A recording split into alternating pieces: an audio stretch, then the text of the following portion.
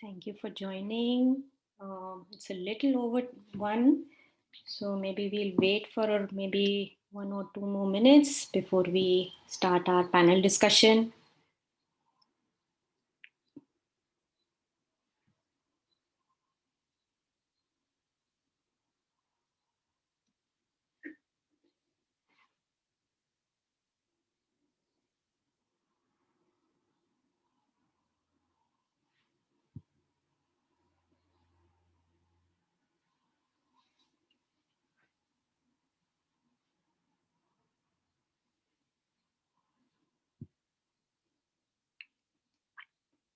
While we wait, if you like, you can type down your the place that you belong to or where you're joining from, and maybe your work in which sector you are in working in. That would be great. Wonderful to know everyone here.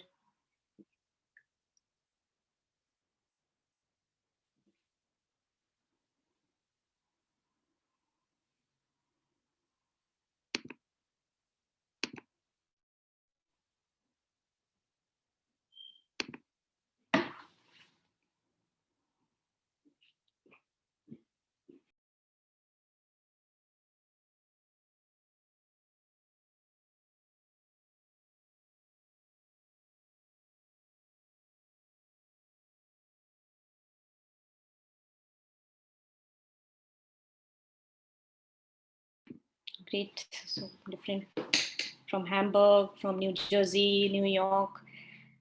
Welcome all.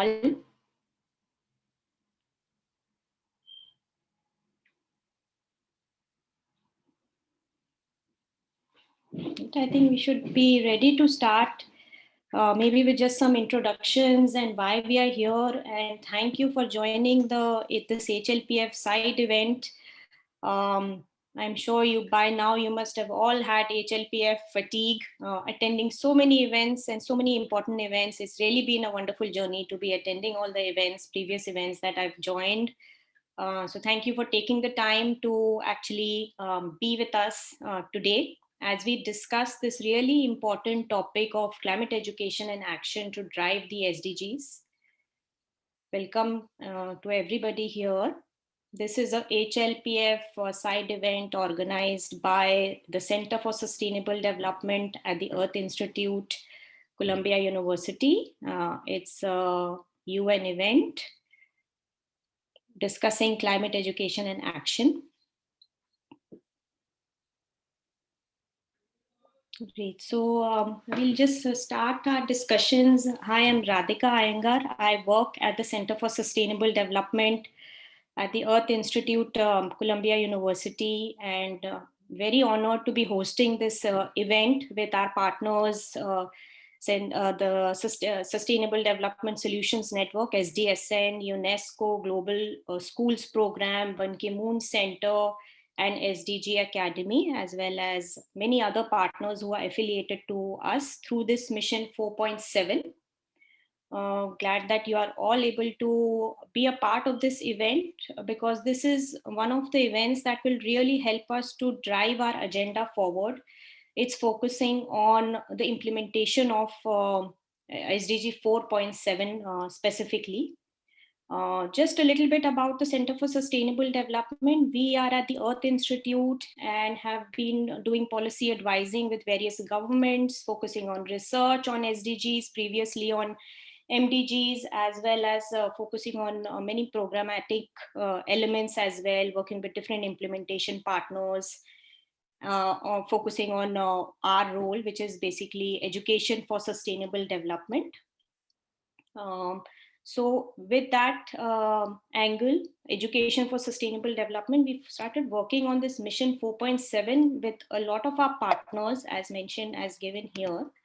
The focus of this particular mission 4.7 is bringing all the countries on board on implementing SDG 4.7. So moving ahead from promises to policies to actually implementing. And today is a really important day for us, and you will be a part of helping us to design our guiding principles or guiding documents. And that's where we want to hear all of your thoughts and reflections, including our esteemed panelists. So we will be focusing on this mission 4.7 focuses on getting signatures from various ministers of education, ministers of environment through UNESCO, cross-sharing best practices, seeing what the implementation gaps are, and seeing how we can share some best practices so that we can move ahead, make people more aware of SDG 4.7. What we've noticed is, and this is my personal reflection, that many of the districts and many of our local counties are unaware of sustainable development goals and are unaware of SDG 4.7. So getting everyone on board with this wonderful goal that the UN has put forward, Target 4.7, and making sure that everyone in any profession is able to contribute to this particular goal through our various partners and through our partnership that we have with various organizations here. So having said that, moving towards consensus building. So today's theme or today's workshop will be on consensus building on these guiding principle document that we are currently working on as a part of Mission 4.7. So as the Center for Sustainable Development, our responsibility towards the mission is to focus on research and how can we help to build consensus on the implementation plans and operational modalities for to make SDG 4.7 a reality. Many countries have taken this very seriously and many countries have not. So providing them with the implementation framework and operational modalities, given that we are very cognizant that the contexts are very different, and we are very cognizant of the fact that no policy sharing or best practices could be shared that easily. Given all that, we are focusing on what can we learn from implementation from various countries and how can that be reflected on our platform. So our guiding principles document will have 5 sections, starting with the theoretical framework for SDG 4.7, classroom-based pedagogies, what have worked, what have not worked, under which context, teacher professional development, curriculum development and aligning of lesson plans, as well as the final section is national and subnational policies. A lot of the work will be done by UNESCO, Ban Ki-moon Center, which is really spearheading the global citizenship part, SDG Academy, which is an online platform on educating on sustainable development goals. Our partner, Global Schools Program, does a lot of work with schools. So bringing all of those different partners who have done wonderful work together to make these guiding principles based on our work and based on grounds up reflections from everyone. And so that's why we are here these are a series of workshops that we will be conducting, starting with this platform today at HLPF and then continuing through the various series. We want to hear from you. So we'll be sharing this link with you all, and I hope you will be able to use this Jamboard link so that we can get your ideas and reflections as we go along with each of the panels. This link, if you are unable to do so right now, if you're not near a computer, if you're on a phone, this link will be live. We will send you through the listserv, so you can use this link whenever you want to. Even after the workshop is over, we would keep it on so that we can get your reflections to help us guide through our the principles that we are working on. But your ideas are very, very important for us. So please feel free to share your ideas and reflections under each of these thematic areas so that we can really hear from you and take this idea forward. So having said that, our first session is on the theoretical framework for SDG 4.7.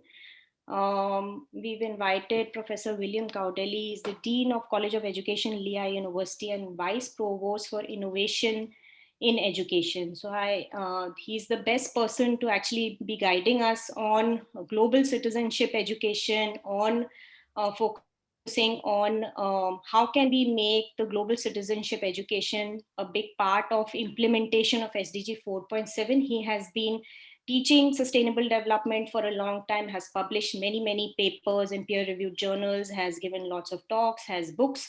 So he's the best person to guide us on just the framing of SDG 4.7. Professor Gaudili, welcome. Maybe I can stop sharing my screen. Thanks, Radhika. And ask you to thanks for joining us. And so my first question, which is actually a very existential question in a way, because we've been focusing on what should be the center of our work. Should we have, we've been thinking of having justice equity part, because as we know from the pandemic, the justice and the equity part really drove a lot of differences in the communities, as well as the global, as well as the sustainability part. So does that framework, along with all the other elements that SDG 4.7 focuses on, do you think that will help us to guide our framework and our implementation orientation later on, or do you think that we need to be adding other elements to this? I think it will. I hope to address that. I'll be fairly brief, but I wanted to start with one sort of foundational comment about 4.7 that I think is incredibly heartening and gives you a sort of longer view of this work and how it's been ongoing.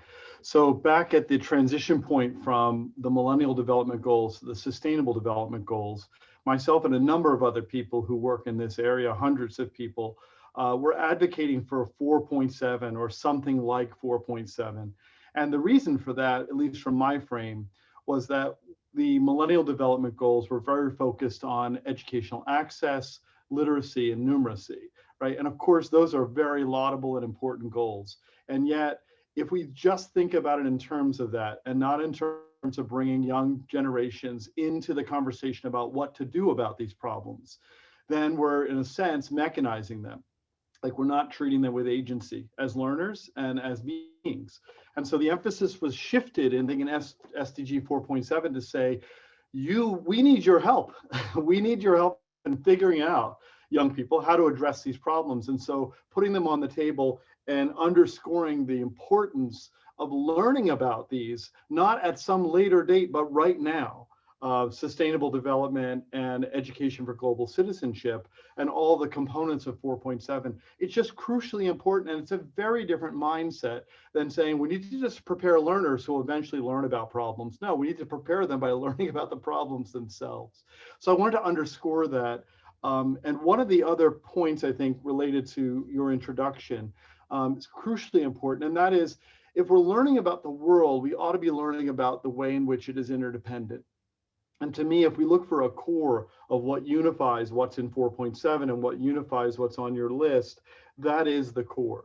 The notion that we are interdependent beings, that we live in a biosphere, that we are dependent upon, that it's not simply a dump and a resource collection place, but it's actually a collection, I would argue, that has sovereignty. It's a collection of species and sentient beings that have sovereignty. And we ought to begin to readjust a very, I would argue, anthropocentric way to view the world, which is that humans come first and everything else tags along. Well, that got us into the mess that we're in right now. And so we've got to rethink that calculus. And I think you get there through understanding the nature of interdependence on the planet. And I think really at the core of the issues that we're talking about, climate change, of course, as well as refugees and poverty and access to education and inequities, they're all at their core, foundationally, they're elements of interdependence.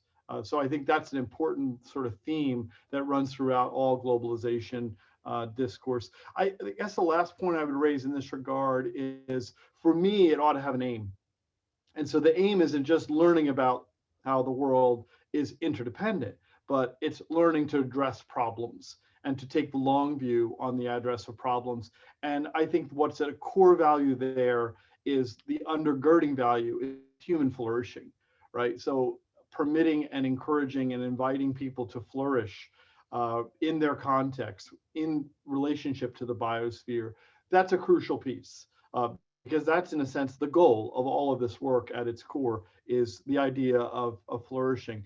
And I know that sounds rather aspirational and very distant, because we know right across the planet that is not the case. Certainly, as you mentioned, with regard to the vast inequalities that were exposed in this pandemic, many people have not had the opportunity to flourish as a result, right? And that's just one illustration.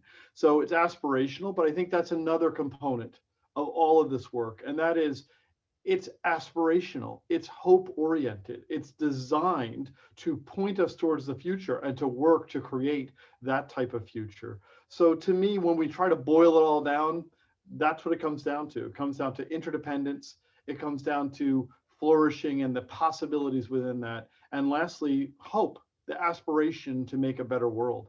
I think that really, to me, sums up the core of this kind of work that all the many people who are engaged in this forum are engaged in doing. Professor Gaudeli, I think you really hit the nail on the spot. But just few more clarifying questions given our task. One is that many people suggest that let's keep the people on the margins as the center, and then use that as a reference to bring in everyone, to bring equity on the table and to bring justice oriented work. Do you think that this type of education, which is aspirational, belongs to everyone, or do we have a special focus on, we know who are at the margins and who we know who are going to drop out? Many people don't have access to internet, as we know. How do we bridge that disparity? And my second question is more about the logistics of working with students. What should we expect them to learn? How do we work with the operational? Every state, every country has their own standards. So how do we deal with all of that? Or should we just say, because if we don't take the standards into account, then everything that we do becomes an add-on or becomes like a good to have, but it's never integrated into the system. So maybe some ideas on that, please. Yeah, so I would say that equity it must be front and center in conversations about interdependence. Because the limited nature of resources on the planet, the way in which those are maldistributed, how that's rooted in imperialism and in colonialism, I think those are all critical understandings, historical understandings that bring us to this present moment of a sharp divide of a north-south globe, with a lot of norths existing in the south, but also a lot of souths existing in the north, if you extend the metaphor. So I think the focus on interdependence naturally brings us to the conversation of inequities and the ways that those can be addressed. So if it's vaccines and their distribution, I mean, that's a good case in point right now, and how the absence of vaccine does not allow a country or a region to flourish. And we're looking at that now in Southeast Asia with lots of closures. I was just reading today how much of Bangkok has had to close as a result of having a very low vaccination rate. There's a historical precedent to why that is the case. And we need to understand that and work from that perspective.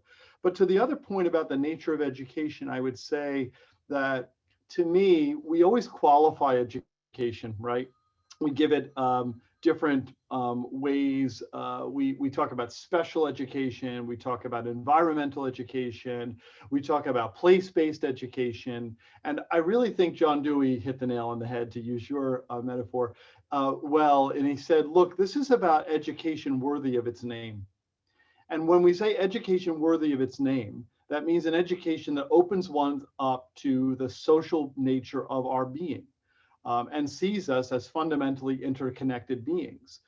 And that understanding, right, undergirds all of education. And we can begin to look with that understanding towards how do we reframe education so that it's not technically focused on individual achievement, but it has the collective and social well-being and working towards that creation of that new world as a part of education. So I think that kind of ethos really has to undergird the effort, both towards equity, understanding interdependence, promoting human flourishing, and recognizing that collective work will be required for education to really live out its true calling, which is to be worthy of that description of education. So you didn't need all the modifiers, right? In the end, education itself is enough. We can put all of that in because it's an understanding that's really necessary and mutual, the nature of our interdependent being. I think the last point I would add on what education needs to do is to think with humility about this work, right? So if we're going to work collectively to solve problems, we can't assume we know what the answers are. We need to engage a lot of diverse stakeholders in conversations about how to proceed. And we need to work with humility because we recognize we inherit this kind of colonialist mentality of we're doing this for other people. We don't need to do this for other people. We need to help each other do the work that has to be done. And so how do we work in that collective mindset and teach that through this work? So I'd offer that. One last thing I'd offer, and then stop and let the other panelists jump in, is if you take the long view on these issues, I think there's great progress. You know, as you noted, I started teaching high school 10 years ago, 30 years ago for 10 years, and I've done higher ed for 20 years. And in that 30-year period, I have seen tremendous growth on these issues. So for a case in point, US sustainable energy sources are now at 20% of our supply. Now that's not good enough, and we have a long way to go to address climate change, and we have to do it with urgency. But I will say, when we look back to the year, let's say 2008, not that long ago, right, as far as I'm concerned. So in 2008, we were at 4 to 5%. So we are now 4 times greater than we were then in terms of our sustainable energy. Same thing with ozone depletion. If we look at the ozone hole, when I was a kid growing up in the 70s and 80s, it was a grave concern. We actually got together as a global society and we solved that problem through a series of protocols, the Montreal Protocol, the Kigali Protocol, and technologies that supported the phasing out of CFCs and HFCs. So that's another story for another day, but I think a case in point needs to be made about the progress that can be and has been made, both within this conversation about what is the nature of education, but also broadly in society. To me, I see that as very hopeful. It meets the expectation of aspiration, and I think it gives us all the courage to move forward in this work. So I'll wrap there. Thank you so much. You definitely have given me the courage to move forward and to keep pushing for Mission 4.7 and SDG 4.7. Thank you, Professor Gautali, for that. Just want to share where we are on our Jamboard. Lot of interesting ideas, integration of SDG into school curriculum, hope oriented, which is what Professor Gautali also mentioned, teach students how to solve, promote critical thinking, interdisciplinarity and transdisciplinarity. Easier said than done, but it needs to be done right now, right away. Excellent points outlined for drivers for ESD 4.7 on climate scaling up, sequestration and drawdown, unsustainable subsidies, investment, lot of topic oriented things there. Teach about interconnected systems, address structural inequalities, community involvement and ownership of SDG projects. So important, especially with the local council members and bringing our students up to board in their meetings, or bringing the council members up to board with our students. International cooperation, lot of interesting things coming up. Please keep adding this, because they will be reflected in our consensus building framework and in our guidelines as we go along. So thank you for sharing all those ideas, and thank you, Professor Gautali, for bringing those important points up. I'll just go over to our next slide here in terms of our next sessions. We'll go over to Amanda, who will be focusing on classroom-based pedagogies, and this will really be an interesting segue from framework that Professor Gaudeli has put forward to actually how can classroom pedagogies follow that framework. So Amanda, my colleague, works at the Global Schools program. She works in many countries, works with many teachers. She's currently has set out a call for teachers. Amanda, feel free to share that in the chat, and welcome to our panel. She'll be talking to William Bertolotti, who is a high school teacher in Plainedge High School, New York, and we will be focusing. He is really one of the for me, very inspirational to see what roles teachers can play and should play in making SDG 4.7 a reality. So over to you, Amanda, for the discussion. Thank you so much, Radhika. It's really great to be here. Thank you for inviting me. And I'm really just here to facilitate bringing in the teacher perspective from William and asking him a few questions. And as Tara said in the chat, if you move to the second page of the Jamboard, you'll see this question here about classroom pedagogies. And later we'll move into more of a discussion on lesson planning and curricular alignment. And this is right now we're focusing on the classroom pedagogies. So William, I have a question for you, and it would be great to hear from you what types of pedagogies and active learning strategies you think are really essential for Target 4.7, and what advice do you have for the teachers on this call who want to start incorporating these into classroom practices? So if you could give us a few thoughts on that, it will definitely spark people's inspiration to start adding to the Jamboard. Definitely. Hello, everybody, and thanks again for the opportunity to contribute to the discussion. I'm really excited, and this opportunity really got me thinking. And when we look at the larger scope, so many of our benchmarks and deadlines are in the 2030s and the 2040s. And so what does that mean? That means our current elementary school students will be approaching college, and our current upperclassmen, middle schoolers, they'll be actually entering the world. And so we really need to begin investing now across all age groups, right? Everywhere. And so then how do we engage students? How do we get kids to see value in sustainability, right? And that sort of got me thinking, well, as adults, we're grappling with some real world questions too, right? Who are we as a country and as a global community? What is our purpose, right? Our feelings of alienation from political and economic philosophies, and that uncertainty, that those feelings of alienation, well, those are the exact same attitudes that our teenage and middle school and even our elementary school students have to grapple with daily. So right away, that sets up a very parallel connection point emotionally with our students. And that really gives us the opportunity to engage them and say, look, we're all in this together. And not only that, you can contribute. Let's learn together, and let's see how much we can accomplish now. And part of the challenge is that at the very least on my end, there's always been a very prevalent top-down mindset. I'm the teacher, I know what's important, I'll assign the focus, right? And the challenge was getting to know my students as an individual and really learning from them what they found interesting. And then at that point, transitioning from being their teacher to being their mentor, being their coach, and that my role is the sharing of resources and connections, right? And there's another challenge to that. When we look, at least from my experience, when we look at skills and we look at abilities, I kind of call them as tools. And from my experience, these tools have been set on a pedestal. Right, so coding is a tool, machine learning is a tool, right? And at a certain point, we put so much emphasis on the tool as opposed to the application of the tools that students just see these skills, these very valuable skills, as something that's just beyond reach, right? And so our challenge as educators is giving these tools to our students and helping them build a skills toolbox that they can use, all right? So ideally, right, any student can learn coding, they can learn Python, they can learn machine learning, right? Give them to the students, have them work with importing libraries, recreating existing protocols, and then have the students use and explore the tools, right?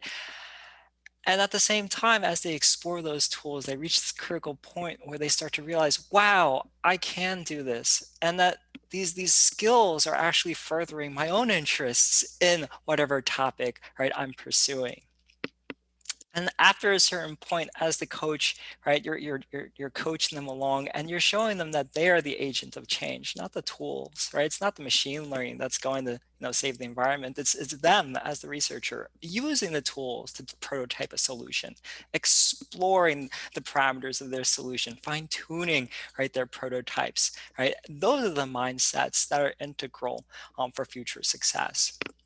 So overall, if we were to articulate a workflow, ideas could include student exploration among many different topics related to sustainable development.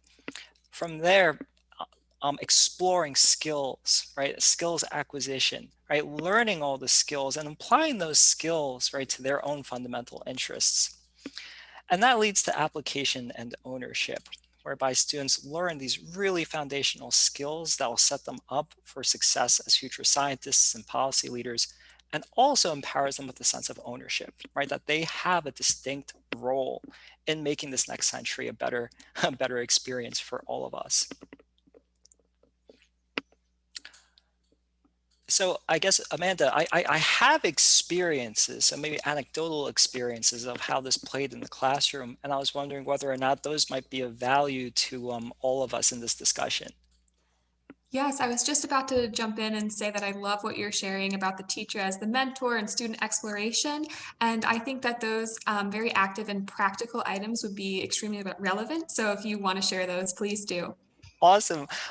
So I have a handful of students, just anecdotally. I feel they fit this model really well. And what's amazing about these students is they really do. They come from a very broad background of age, gender, aptitude. And what really united them was this initial interest that then blossomed into this desire, right, to learn and this desire to do something. So one of my students, Caitlin, wanted to explore maternal mortality. And her idea was that maternal mortality, a terrible statistic, was very important with regards to shaping the trajectory and the development of countries. And through her exploration, she found UNICEF data and is currently developing models to identify potential causal and outcome factors. Another student, Erin, was very interested in trying to answer why, like why specifically, what factors underpin anti-vaccination attitudes. And so she collected a lot of polling data. She learned how to conduct regression modeling, and her current results seem to suggest that vaccine hesitancy could be lessened best by close relatives and friends. So here we have two students there in high school, and they learned how to conduct, right, inferential statistical analyses, right? And they're answering really important questions, and both see a future for themselves now in the medical field. And it doesn't even have to start high tech. One of my students, Kyle, he's fascinated with birds. He loves birds. He can identify birds by sight. I call him a walking encyclopedia. And one of his initial interests focused on the North American brant, the type of goose. And it's a winter bird that plays a very important role in our local ecosystem. And so what he did is he wanted to see how climate change might influence the habitat of these birds. And so pen and paper, he collected data over a series of months. But then he took those numbers, he taught himself RStudio and ran ANOVA tests to find significant differences across these locations. And then from there, he used Blender GIS, right, to actually map these locations and then superimpose his data over these maps. Another two students during the pandemic, they wanted to see the role energy and green engineering might play in helping us meet our carbon goals. And so they wanted to see how green roofing might lessen the load on HVACs and air conditioning units. And so in their backyard, they built a green roof structure, and they programmed a computer to automate the temperature and humidity collections over an entire summer. And then from there, they learned regression modeling, and their graphs really told the story that yes, green roofing is a relatively inexpensive and very effective intervention for lowering potential carbon emissions. So right away across the board, you have students, they start off with an interest, right? They pick up skills along the way that further their interest, and they end up with a product, right, that really shows that they do have an integral role to play in our climate future.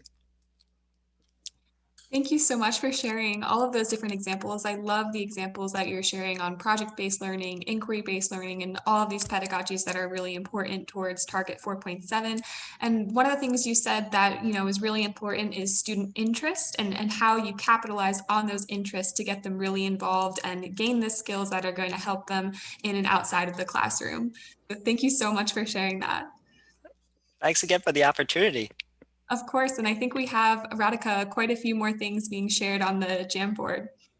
I know it's The Jamboard is actually buzzing with so many ideas here. So thank you all for sharing sharing all your thoughts, and thank you, Will and Amanda. So many pedagogies that we really need to focus to implement SDG 4.7, experiential learning, linking ideas together. Toolkits for students, I think that's fascinating. That's also what Will suggested, inquiry-based learning. Systems teaching, engineering solutions, working with real organizations on real problems, which is so true. I wish I had, an apprenticeship or like a internship during school hours or later to, and it should not be driven by students. It should be driven by the school system itself. Project-based learning, experiential learning, so many fantastic ideas here. So thank you all for jumping in and sharing all these ideas. Please continue to go on to the slide 3 here. And I also want to share our presentation and go over to our next panelists. We'll go over to session 3.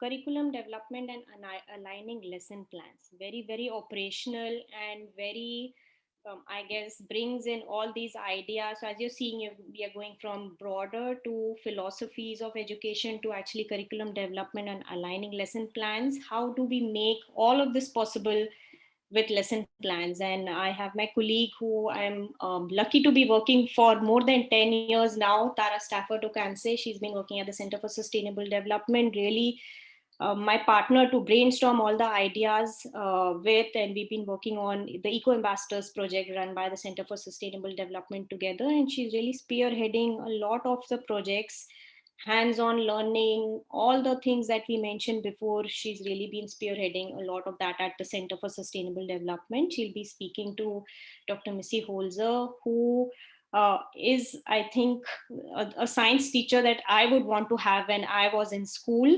But better late than never. She's here and she's discussing all the ideas that are helpful to get all these topics on board and aligned to the curriculum and the lesson plans. Over to Tara and Missy. Thank you so much, Radhika, for that lovely introduction and to all the speakers so far and all the participants sharing on the Jamboard. So many insights already. And again, just to remind you, slide 3 of the Jamboard is where you can add your ideas about some of the key considerations for adapting our existing standards and curriculum for integrating SDG 4.7. So, we have Missy Holzer with us, who, as Radhika mentioned, is such an amazing educator who brings a wealth of experience as a teacher and a teacher educator, providing opportunities for her students to connect to real life phenomena and really apply some of these ideas in practice, as Will was mentioning, and also helping to guide some of the new climate change education curriculum here in our state of New Jersey. So Missy, I'd like to start by asking you, how do you think the standards should inform instruction, especially when we want to teach topics like those in SDG 4.7 that aren't always explicitly embedded in our existing standards and our existing curricula? And how can we make those links between the SDG 4.7 content areas and our current curriculum?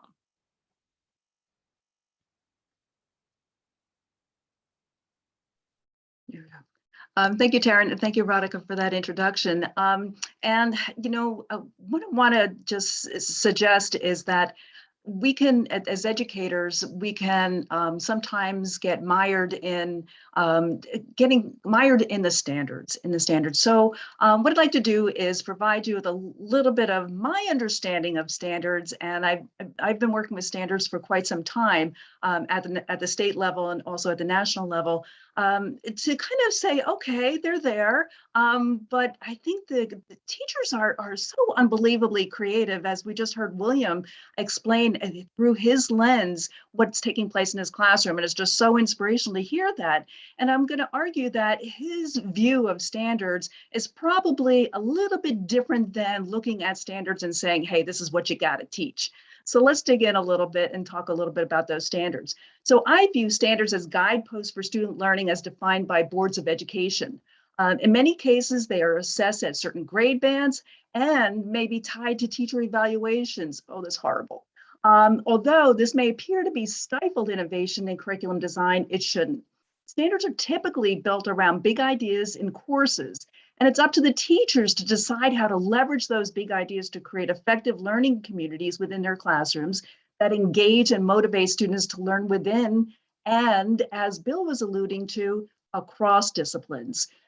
When we unpack global challenges such as those identified in description of SDG 4.7, we see that in order to solve those problems, I'm going to call them grand challenges, we must unite disciplines because these solutions must not only be interdisciplinary, but they've also got to be transdisciplinary.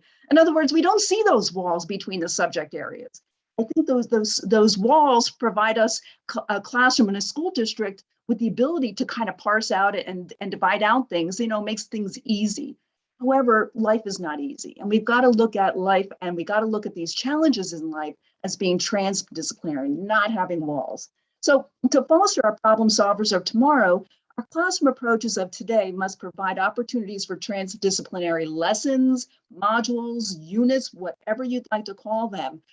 For example, solutions for climate change impacts will only come about from collaboration among economists, historians, scientists, statisticians, English language arts experts, world languages. All of those are coming together with the science.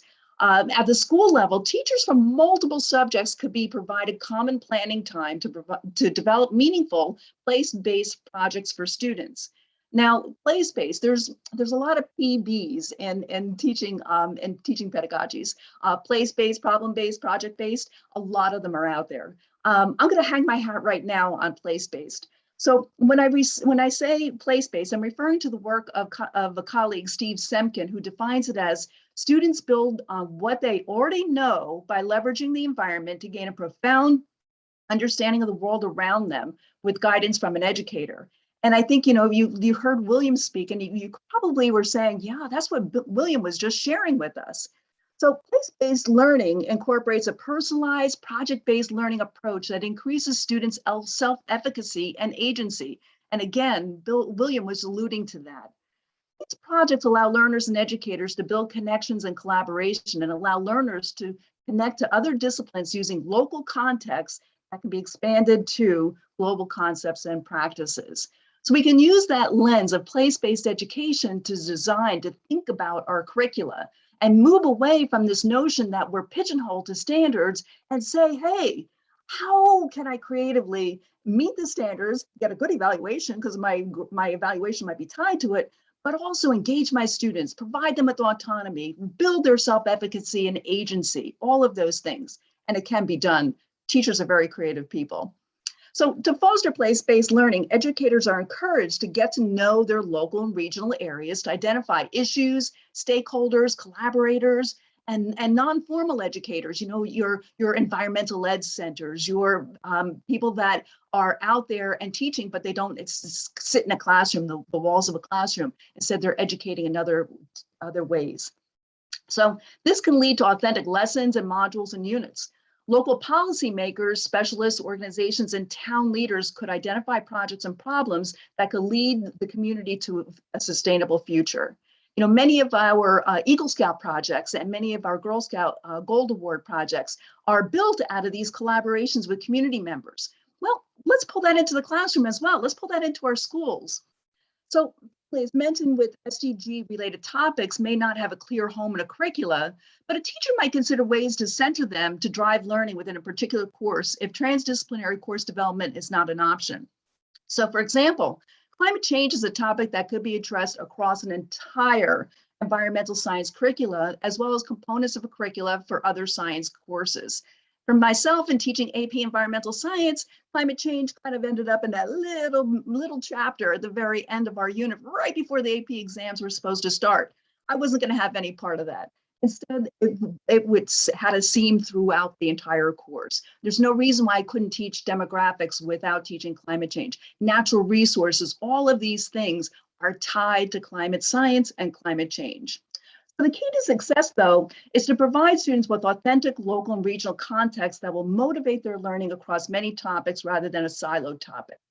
Many states are now curating ideas and resources to support educators in this pathway.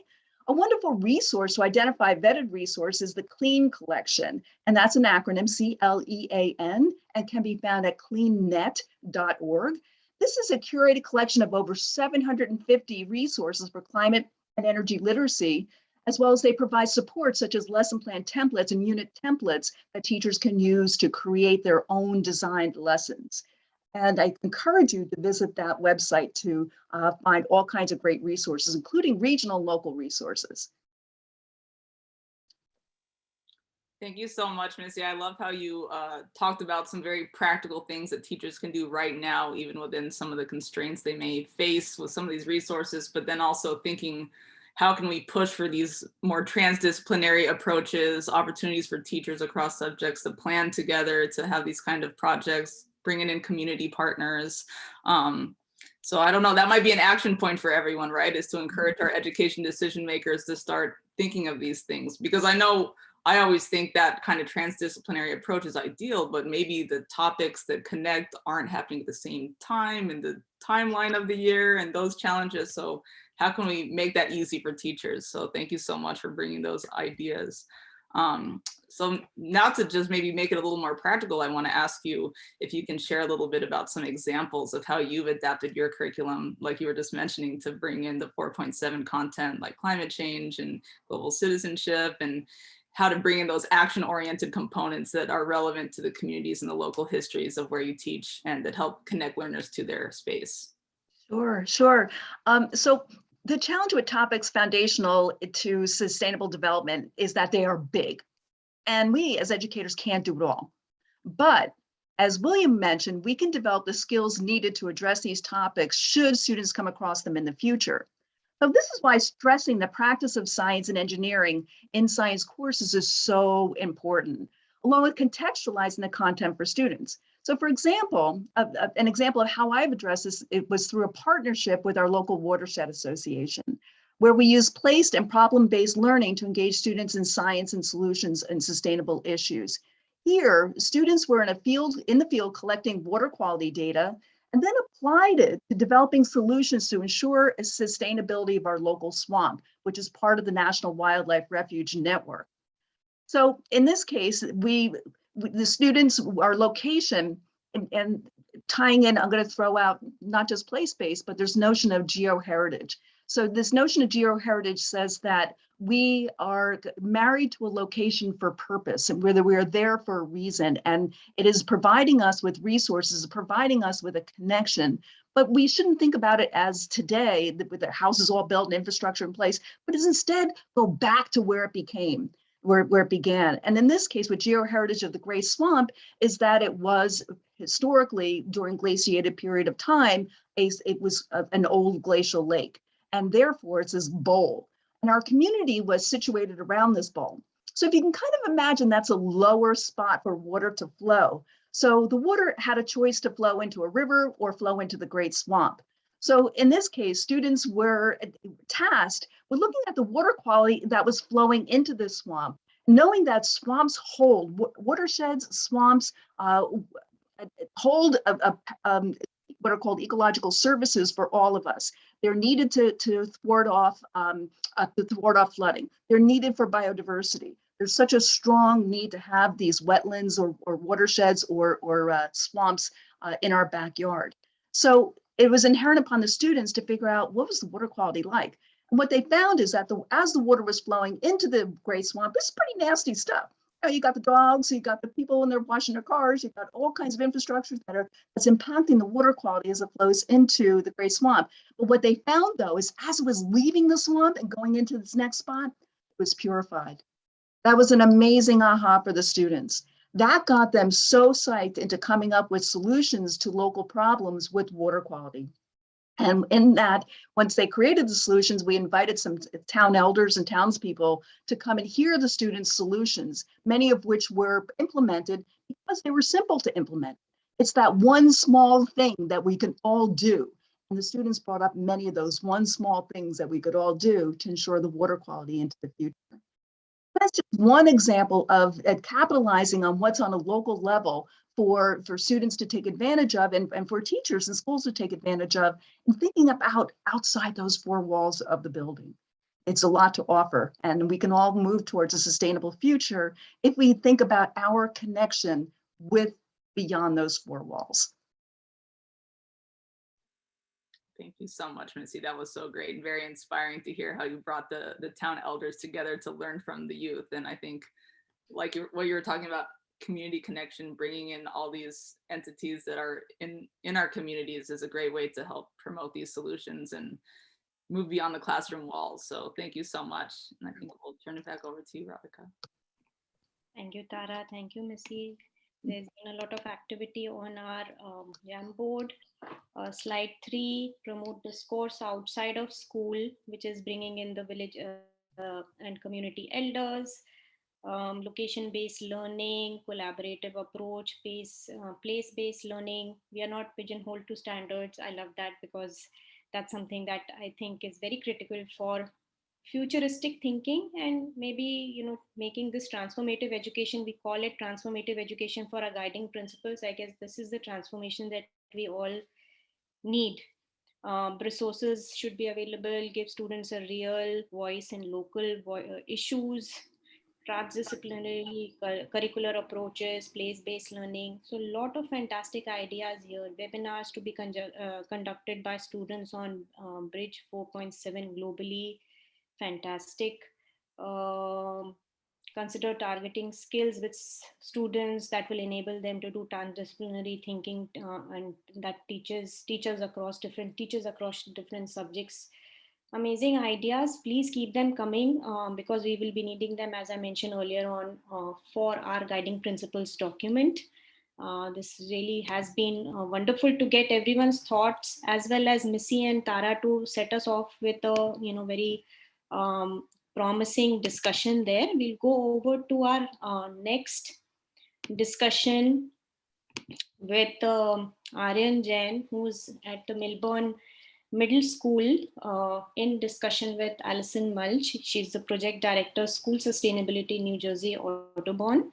They will be focusing on teachers and school leadership professional development. So nothing can go forward without teachers being motivated and teachers driving and school leadership driving this transformative change.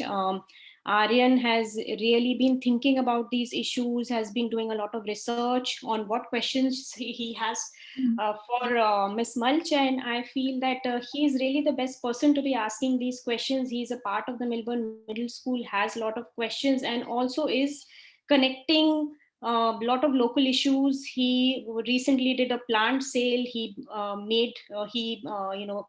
got these seeds, made these, did this nursery at home, and gave all the money for COVID relief to India. So he's really been doing the connection between the sustainability part to global citizenship. Thank you, Aryan, for being on the panel. And of course, Alison has been a super leader on bringing sustainability to schools in New Jersey, and is full of ideas, has been working with school teachers and schools in New Jersey, across different schools, focusing on green ribbon schools, and bringing this new idea of integrating sustainability into schools, and has been actually focusing on for a very long time. So really wonderful that both of you are here today. I'll hand it over to Aryan for his discussion with Alison. Thank you, Ms. Iyengar, for this great opportunity to hear and learn from so many wonderful participants on the topic of climate education. I'm very excited to be able to ask some questions to Alison Mulch, who is a project director of school sustainability at New Jersey Audubon. I have 3 questions about eco schools and the Green Ribbon program. So my first question is that what are eco schools, and how can students leverage their learning from this program to influence people at home and their school to live more sustainably? How can it help educators to teach about climate change? Good afternoon, Arian. I've been looking forward to this discussion, and I want to commend you on your research and preparation into these topics, for creating relevant questions so important to our work as educational professionals to teach about sustainability and climate change, and your role as a student to live more sustainably. So Eco Schools, it was developed as an international approach to combining environment-based learning with hands-on experiences to spark actions in classrooms that ripples out into the greater community. It uses a 7-step framework, and it engages students from pre-K through 12th grade as they make their communities and world a more sustainable place to live. Eco Schools was developed in 1994 by the Foundation for Environmental Education as a response to the needs identified by the United Nations Conference on Environment and Development. Today, Eco Schools spans more than 69 countries together, reaching more than 50,000 schools worldwide. The United Nations Development Goals address some of the systemic barriers to sustainable development, and Eco Schools pathways and activities are aligned to these sustainable development goals, empowering students to live responsible lives and to address complex global challenges like limited natural resources and climate change. They will require critical thinking, imagining future scenarios, and making decisions in a collaborative way to learn to live sustainably. Eco Schools USA empowers students to explore and advocate for sustainable living practices in their schools and communities to address sustainability through research, data collection, place-based and solution-based learning experiences, all using a framework that includes student-led green team, conducting pathway audits, creating an action plan, and monitoring and evaluating your progress toward measurable goals and involving the community. And how can it help educators to teach about climate change? Well, educators across the US can access the Eco Schools USA program free at nwf.org/ecoschoolsusa.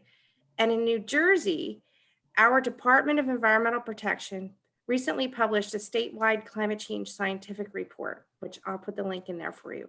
It details the current and expected impacts from climate change our state will experience. This information used alongside the Eco Schools 7-step framework provides the guidance and information teachers need to create engaging and authentic learning experiences for students to assess and take action to mitigate climate change impacts where they live by collecting baseline data through each pathway audit and creating and implementing student-led action plans. Go ahead. Okay, thank you. So my second question is that how does the Green Ribbon Schools award program influence school leadership to be ecologically responsible? How is the process of completing the application transformative for school administrators, facilities, and educators? Sure. So the aim of the U.S. Department of Education Green Ribbon Schools program is to inspire schools and districts to strive for excellence by highlighting promising school sustainability practices and resources that any school can really do. To that end, the award recognizes reductions in environmental impacts and costs, improved health and wellness of schools, the students and the staff, and effective environmental and sustainability and climate change education. Combining all three of these, known as the pillars, serves as the basis for recognition.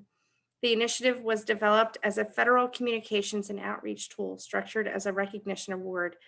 It's not a certification program though, and in New Jersey, we do work and collaborate with other recognition programs like Sustainable Jersey for Schools, to create a pipeline for schools striving for higher levels of excellence, with the Green Ribbon serving as the Academy Award.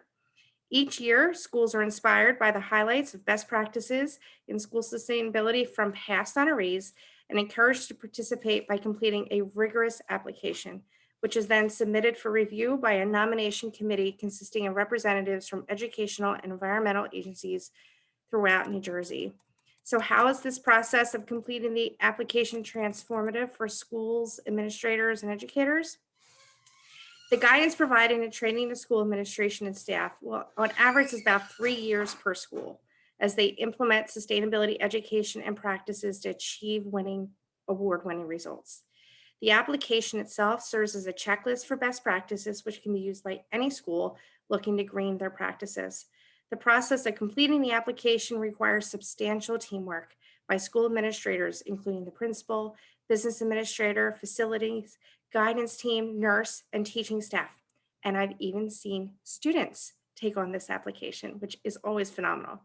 As the school implements the green practices in education, the results are measured against prior years to evaluate their success. The team must collect 4 years of data to evaluate their success, reducing carbon emissions, reducing water use, eliminating pesticides, creating habitats for increasing biodiversity, creating healthier schools by improving the quality of food, the water, and the air for everyone in their buildings, improving well-being with the implementation of high quality mental health and physical fitness programs, and including environmental sustainability and climate change education throughout all the disciplines. This teamwork transforms leadership through this learning process, which often takes up to 3 years to really achieve success and earn this designation. Right, thank you. Now my third question is, how do you train the school leadership to attain the eco schools and green ribbon status? Sure. With Eco Schools USA, the focus of teacher training is training them to facilitate student teams in problem-based and place-based learning, use the whole building and grounds as a teaching tool. Being a facilitator is often a very different role than what teachers are accustomed to, who usually plan out every minute. Instead, student inquiry and exploration drives learning. Teacher professional development provides guidance by first allowing teachers to experience this PBL learning style as part of a teacher team or a cohort. Together, teachers experience a mini audit. They may create an action plan. And after this experience, then they can lead as facilitators the school process, the Eco Schools process. And then I work with them to link the Eco Schools pathways with their curriculum standards and develop timelines for implementation. During student implementation, rubrics help keep everyone on track in this very different teaching style. The preparation of school administrators for the Green Ribbon School is a very different process from Eco Schools. School leadership first needs to understand the expectations and rigor of the program. On average, it takes schools 3 years to earn this designation of a Green Ribbon School.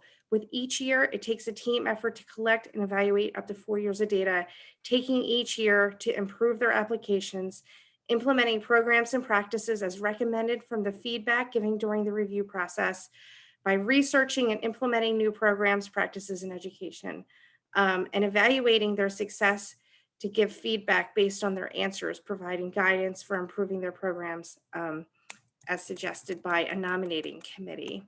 Overall, teacher professional development, it needs to have teachers engage directly with the activities and have the supports. It needs to be able to, you need to be able to model this to them and provide this coaching and hand-holding throughout the process, give them time for feedback and reflection. And it's something that needs to be sustained. Like Eco Schools, yes, you get an award this year, but then you work for it again next year. With Green Ribbon Schools, okay, you apply this year, you don't make it, we give you feedback, you do this again, and you reapply next year. So it's constantly improvement. Right, thank you. Those are the 3 questions. Thank you, Aryan and Alison. Really helpful to know the standards and to know that all the processes that need to be in place to earn a accreditation with the Green Ribbon School. So it's really rigorous, and hoping that there will be, maybe you can send out some links and some other information so that we can all become a little bit more familiar about the process, and our schools can also join the great movement that you've created here. Thank you both. Just going over to our slides, we have the 4th slide here, which talks about school leadership. So I think a lot of the things are coming from your discussion, Alison and Aryan. More flexibility, opening to other experiences, decolonial approaches, indigenous and local knowledges, place-based approaches, community-based school activities, mind shift approaches can help teachers and school leaders. So we really need to know how Allison has created this mind shift of teachers. I think that's something that we can adopt and learn from as we go from, as we think more about teacher professional development here, assessment of group learning processes. A very interesting that assessments are coming here. That's a very interesting approach. Thought, teachers' inclusion and active participation in the professional development to foster authentic value of learning. um, Community-based school activities like experiential community water filtration system also goes back to what Missy was saying earlier on. So very good ideas. Maybe after Allison's discussion with Aryan, maybe now we can think about all of these ideas again. This link will be live, so please continue to fill in this link. I think this section needs a little bit more thought than what we had earlier imagined. So I think we will be definitely in discussion with Allison much more on this particular topic. Going over to our next slide, which is last but not the least, session 5 on national and subnational policies. This is really the crux of why we are here and what Mission 4.7 should be able to do.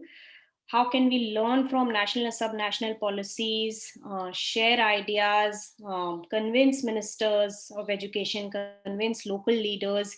We are very lucky to have in New Jersey our First Lady, who is a champion of climate change education, and maybe that can be a great leverage to bring in other leaders as well, who can focus on climate change education, also global citizenship education under the SDG umbrella into various countries. Opening it up to discussions with Alok and Christina. Alok Bhatt is from the Melbourne High School. Again, has given a lot of thought to these questions and has been an eco ambassador for many years, focusing much more on policies, focusing much more on what needs to be done locally. He's a very active local sustainability member in Melbourne and has focused on a lot of local issues, including plastic pollution and others. Very happy that Alok will be interviewing Christina. Christina Kwok is a non-resident fellow at the Brookings Institution and is really the best person to talk about national, subnational, as well as global policies, maybe other countries and maybe a global movement that she can think about.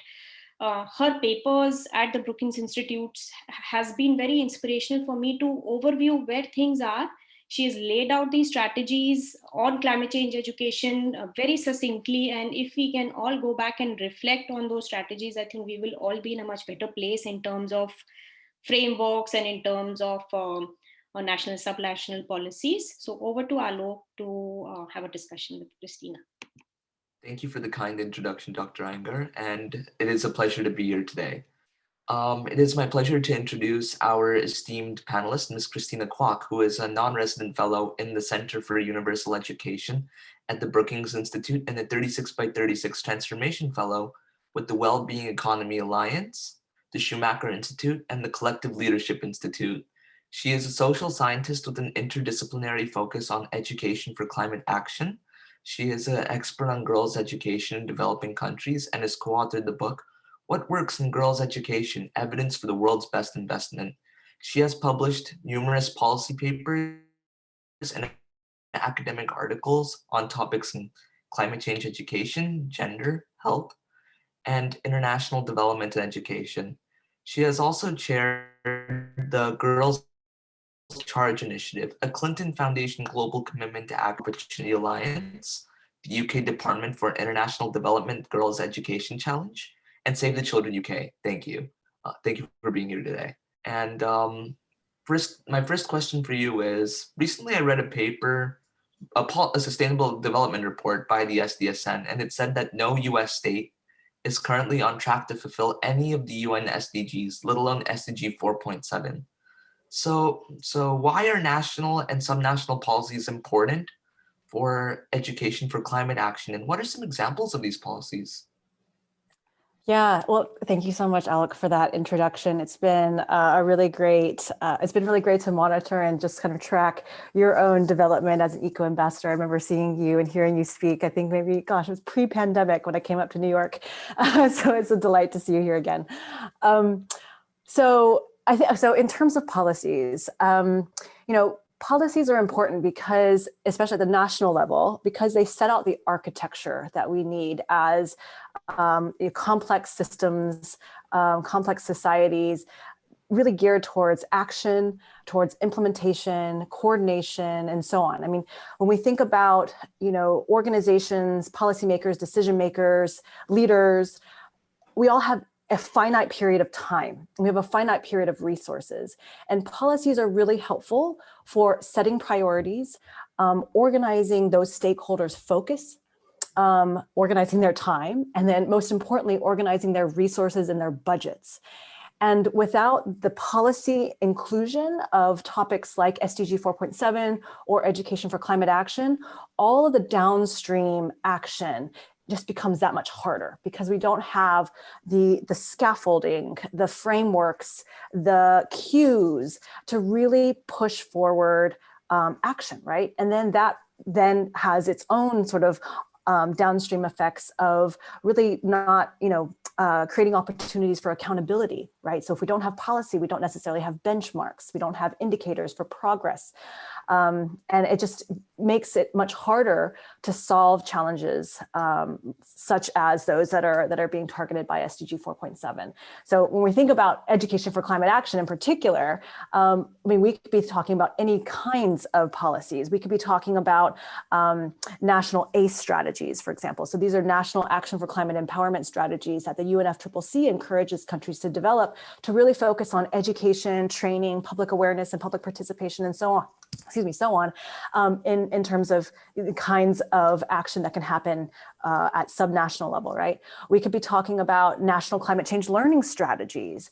We could be talking about nationally determined contributions. So those are countries' climate strategies and that lay out countries' targets for mitigating and reducing their carbon emissions, right? So we could be talking about a whole landscape of policies that could really use an inclusion of things like SDG 4.7 and education for climate action, because these are cross-cutting issues that if we don't have it in policy, we don't have all of the sort of the downstream actors and resources and focus.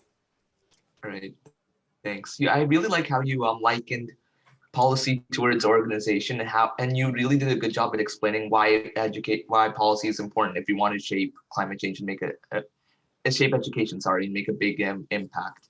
And my second question to you is this: the U.S. is normally at the forefront of global leadership on several issues throughout the world, but why are we lagging behind on the implementation of SDG 4.7? Do the Trump years have anything to do with it? If so, what can Biden do differently? Is this 30 by 30 plan ambitious enough? Yeah, that's a really great question. So I think with the US, I think there's a long-standing history of the US sort of taking almost an American exceptionalism kind of approach when it comes to broader international and global frameworks. This is sort of also with the SDGs, we see sort of some longstanding, again, confusion amongst countries like the United States and other highly industrialized nations around, whether or not they're excused from something like the SDGs. Whereas, like, for example, in the Millennium Development Goal era, it was largely a global framework for helping to support development in developing country context, right? And so here we have a Sustainable Development Goal framework that's intended to include all countries, and then tack on top of that the sort of American exceptionalism and sort of the desire to have its own sort of autonomous frameworks for growth and prosperity. You get sort of, the ingredients for a mismatch, or at least a gap in terms of alignment. So there's that. There's also the challenge in the US context with a federal education system. So that means that at the federal level, there are some limitations in terms of what national policy can actually mandate when it comes to what happens in classrooms around the country. And so really trying to better understand the linkages between state level education policies and federal, national level policies creates another layer of complexity that I think kind of mixes in with the other challenges. But the biggest challenge, I think, is that with SDG 4.7 in particular, we're talking about a system issue, not necessarily access issues or issues that are easily trackable and monitorable. In the past, when we think about education issues, we typically think about trying to solve problems in education, trying to get more efficiency in the system, trying to ensure effectiveness within the system.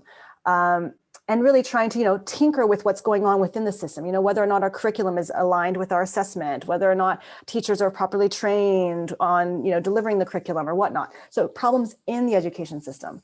But SDG 4.7 is about problems of education. It's problems that go beyond the actual effectiveness and efficiency within the system, but actually how the education system ties with our broader social and economic and health and broader systems, right?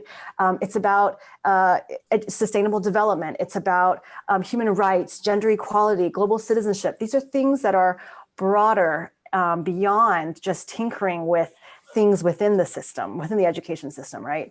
And so when we think about all countries having challenges around SDG 4.7, I think the biggest issue is that we haven't switched our thinking or expanded our thinking to really seeing the challenge to be a systems transformation issue.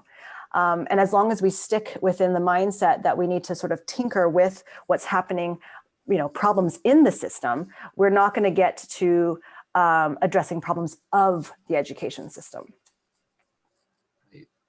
I especially like what you said about American exceptionalism. I mean, we saw this a lot with the prior administration, especially with their handling of the COVID pandemic and the bankruptcy of that. So I hope that doesn't happen again with the SDGs.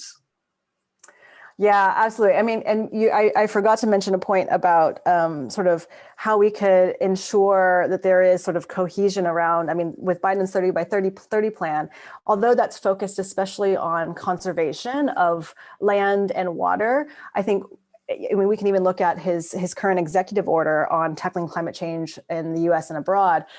Education is notably absent. When we're talking about conservation of land and water in the 30 by 30 plan, it's not just merely about setting aside land for conservation or water for conservation purposes. It's about also building the mindsets and the attitudes through education to desire the conservation of land and so on, right? And the same with the executive order on tackling the climate crisis at home and abroad. Without education, all of these other components will be sort of a short-term Band-Aid solution. And I think our speakers earlier kind of really pointed to the need to think long-term.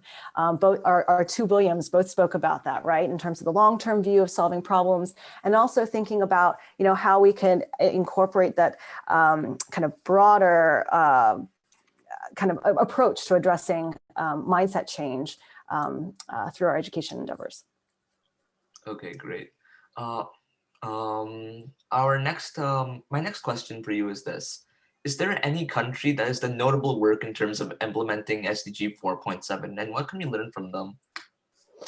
Yeah, so again, I think because SDG 4.7 poses challenges of transforming the system, we haven't seen very good examples of countries doing a whole scale approach to all of the different dimensions of SDG 4.7. So as a result, we have a patchwork of approaches and a patchwork of solutions. So, this could be, thinking about how, some countries have really great gender equality and gender action plans and policies that address sort of the gender equality piece within the education or within SDG 4.7. Other countries like Italy, for example, has a mandate for climate change education under the rubric of education for sustainable citizenship. So they tie together sort of the citizenship, although it's sort of a national citizenship and not so much a global citizenship as I understand it, but it tackles sort of the ESD and the global citizenship components together in their education system. But COVID has unfortunately stalled the implementation of that mandate. So we have yet to see, how that has actually been implemented or what the results are from that or what we can learn from it. And I think many countries, I don't remember the exact number, have, ratified the Universal Declaration on Human Rights. So there's, a policy framework for that, but then whether or not that actually gets integrated and mainstreamed across other sort of national policies or subnational policies remains to be seen. So I think so to answer your question, a short answer is, we've got patchwork progress when it comes to countries that are addressing the different dimensions of SDG 4.7. But beyond the patchwork progress, one of the challenges is ensuring that beyond the policy, that we're actually linking whatever there might be in policy to the actual on the ground work, right? So teacher professional development, which, we talked a little bit about earlier, making sure that assessments are also aligned to that, we have to think about, what's being assessed and whether that assessment is actually holding us accountable to the kind of progress that we want to be achieving, right? So there aren't that many good examples, and unfortunately not many that we can learn from, because not many, those that do have things like a mandate for climate change education have yet to actually fully implement that across the country and assess that so that we can learn what worked and what didn't work. But hopefully, I know that there's a large number of advocates around the world pushing countries to really include a more aggressive approach to education and climate change and the SDGs. So hopefully in the next year, we'll see some bolder commitments.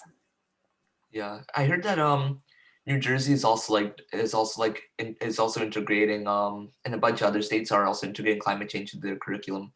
Is there any progress on that front still, or is it not been fully implemented yet? Yeah, so New Jersey is a great example in the United States when it comes to a mandate for climate change education across the curriculum. My understanding is that it's not yet been rolled out and that the state is still trying to figure out just what that means and how to best support teacher professional development in the state, and then how to link teachers to teaching materials and learning materials so that they can actually, teach to the new standards or to the new integrated standards with climate change integrated throughout them.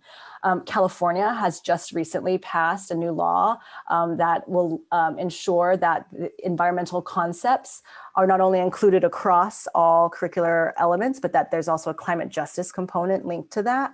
So there are some really great, again, sort of patchwork examples of this, but whether or not, New Jersey's, focus on climate change education will also include issues of gender equality and human rights and, environmental justice and all those things, that would then get at the heart of SDG 4.7, which is really integrating these multiple social and systemic issues together, and not just seeing climate change as its own thing and then gender equality as its own thing, right?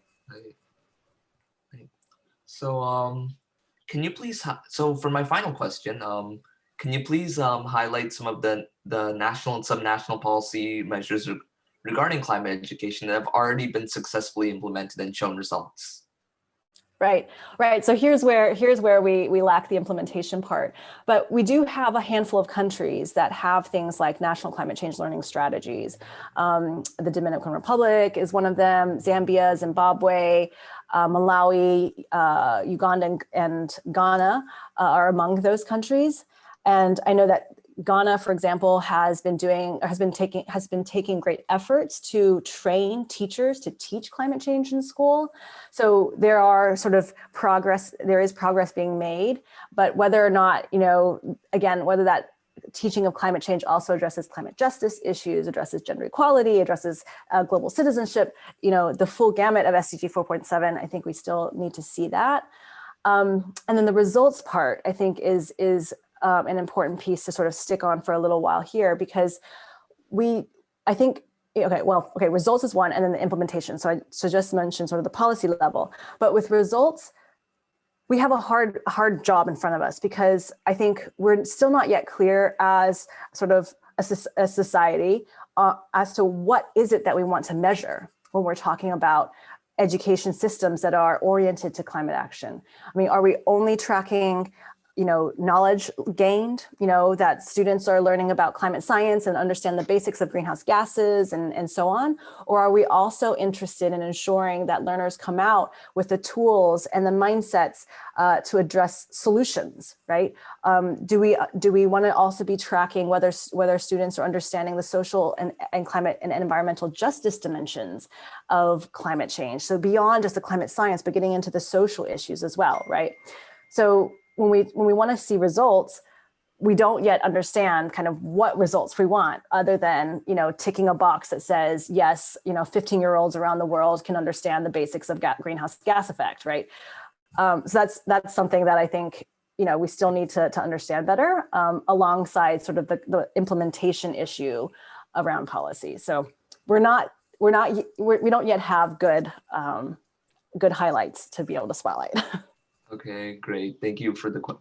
I especially like the part where you said how it's all like multifaceted, right? How you need to like look at the environmental justice, like the people who are affected, not only like what can you do to prevent it. So it's all connected, like social issues, etc., are all connected. And you did a good job at highlighting that. Thank you. This was a nice interview. Thank you, Alec. Thank you, Alok and Christina. I hear patchwork, and that doesn't look good. Patchwork of policy and patchwork of implementation. Time is running out. That's Christina's warning for us. Let's see what our participants have mentioned here on subnational national policies. Wow, lots of things coming in. Education should be outward looking. Rwanda homegrown solutions, Bhutan gross national happiness, more getting into global citizenship education, general education reform overall, policies to integrate local and indigenous knowledge and education systems. Some of the things are repeating, and I think we need to have a clear policy guidelines. If there are any links on any policies, I think Christina mentioned some, but if someone has done a policy analysis, that will be very helpful to guide our work going forward. Halt all new extraction of fossil fuels.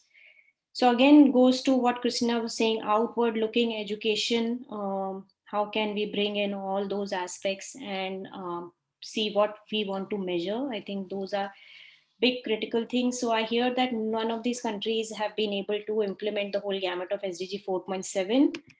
So maybe we need like a much more operational definition. Maybe we need something that goes with what we can manage rather than have everything under the sun and not being able to do much. The answer is still unknown. Some thoughts to think of as we go forward. So I just want to thank all the panelists here who have given us very good insights on various different topics, and just wanted to share our work going forward as Mission 4.7. We will be reaching out to the panelists. We will also be taking all the questions from and all the suggestions from our audience and participants here who have very patiently commented on many different issues. We are preparing a guiding principles document which will include these components. If there are any things that come up or case studies or things that you would like us to include, please definitely share with us. We would love to get all your ideas in there. The basic premise of the guiding principles is that let's see where we are, take stock, see where we need to be, give governments and give all of us, teachers, educators, ministers of education, mid-level bureaucrats, everyone, idea of what SDG 4.7 is and how do we make it implementable and get all the ideas from them across different countries and across different regions. So happy to collect all those recommendations from you all, including our youth who live the reality of climate change and are in schools and are seeing what the gaps are because they are learning outside of schools also. So it will be wonderful to get all your suggestions and all your insights as well. Are there any questions that any of the panelists want to discuss with each other? And maybe I'll take one or two questions that are open. But anything that you would like to discuss or any questions that you have?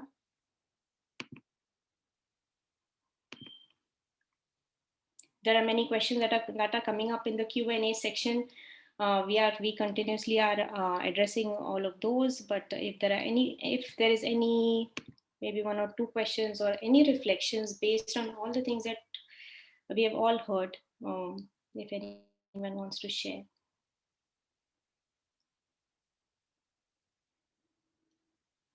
Not yet. Any questions?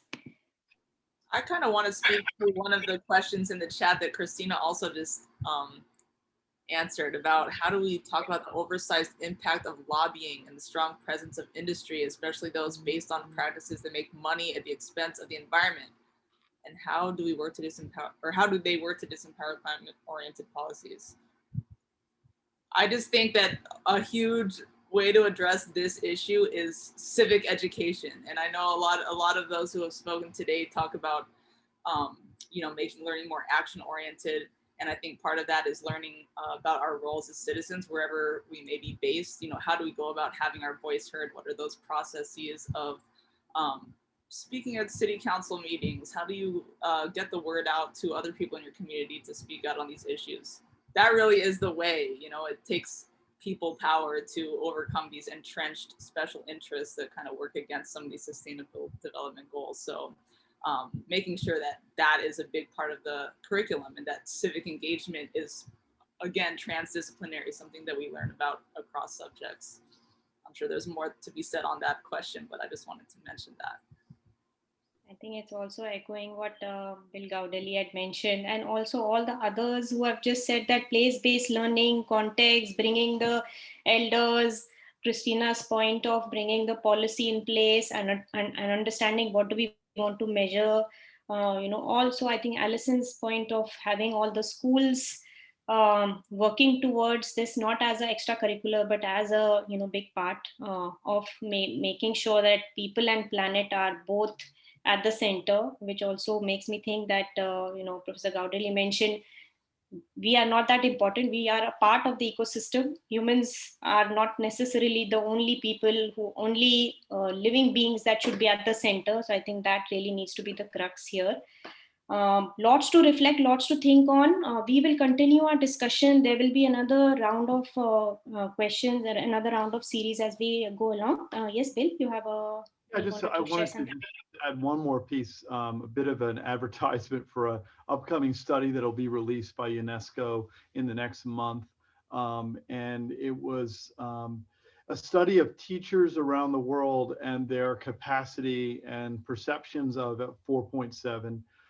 60,000 teachers from over 100 countries are represented in the sample. I think there's some really interesting nuggets in that. And part of it is just what you mentioned, which was the way in which teachers position learning about human rights and cultural competence above learning about the biosphere and the challenges associated with that kind of like built-in centrism.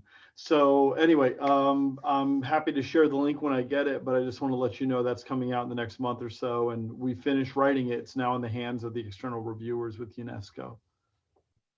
Great, that we look forward to reading that report. For sure, it's going to shape our thinking going forward, and happy to include any resources that you may have to our guiding principles document. The idea here is that we get ideas from everyone, including our participants, and have a much more consensus building approach than anyone else writing a report, or maybe a couple of people coming together. So we will be continuing this series and hoping to have much more in-depth detailed discussions on each one of them. Maybe next time we can share a very rough outline of where we are, and then you can tear it apart or you can add things, and feel free to, we can have a discussion on it as we go along. But thank you. This has really been very refreshing and very motivational for me to see all the different ideas coming together and progress that has been made and all the new thinking that we need to incorporate. I think we have a lot of hope in SDG 4.7 being implemented. And I hope that all of us remain in this mission, including our participants, so that we can take things forward, like in whichever way we can, as an educator, as a mother, as a father, as the many roles that we play as students who influence their parents, and as community leaders like Tara, who has the civic education mindset already, and I think we need to take that forward. So thank you all for your precious time, and we are very, very grateful that we got to learn from you all and got to take this mission 4.7 forward. Thank you. Take care.